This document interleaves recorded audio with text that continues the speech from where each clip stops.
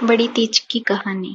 एक समय की बात है। एक गांव में एक साहूकार था। उसकी 4 बहुएं थी। 3 बेटे कमाते थे, परंतु चौथा बेटा दिन भर वेश्या के यहाँ पड़ा रहता। इस कारण चौथी बहू दिन भर देवरानी जेठानियों के यहाँ काम करती और पेट भरती। बड़ी तीज आई।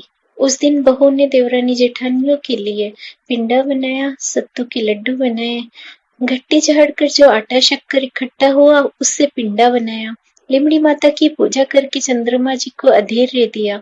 पिंडा पासने के लिए बैठी तो पति आया और उसने कहा, बार बार खोल किवाड़। बहू के मन में आनंद हुआ। उसने सोचा, आज तो मेरे भाग्य खुल गए, पिंडा पासने के लिए पति आ गए। उसने दरवाजा खोला। पति ने घर में आते ही कहा, मुझे वेश्या के घर पहुंचा। तब उस बहू ने पति को वेश्या के घर पहुंचाया। ऐसा करते करते 6 बार बहू को पिंडा पासने से उठना पड़ा। छठी बार पति को छोड़कर आते हुए नंदी पार करते समय आवाज आई, आवतड़ी बाई जावतड़ी बाई द्रोणा घोल कर पी, जिका सुथारा पियो भरतार घर आवे। इधर उधर से कच्चा दूध भरा द्रोण बहता हुआ आया। उसने दूध पिया, द्रोण को पीछे की ओर फेंक दिया। घर पर पहुंचने पर पिंडा पासने के लिए बैठी। उधर पति को अपनी पत्नी पर दया आने लगी। उसने वेश्या से कहा, मेरे घर तीज का त्योहार है, तू अपना जेवर और कपड़ा दे। वेश्या ने ऐसा ही किया।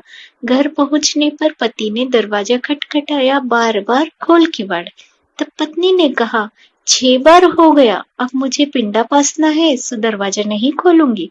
तब पति ने कहा, अब मैं वापस नहीं जाऊंगा। बहू ने पति से वचन लिया और दरवाजा खोला। पति ने सारा जेवर और कपड़ा पत्नी को दिया। सज सवर कर दोनों ने पिंडा पासा, खाना खाया, पान खाया, चौपड़ खेली। सुबह होने पर बहू जब देवर जेठानियों के घर काम करने नहीं गई, तब देवरानी जेठानियों ने अपने बच्चों को उसे बुलाने भेजा। बच्चों ने कहा, काकी काकी काम करने चलो।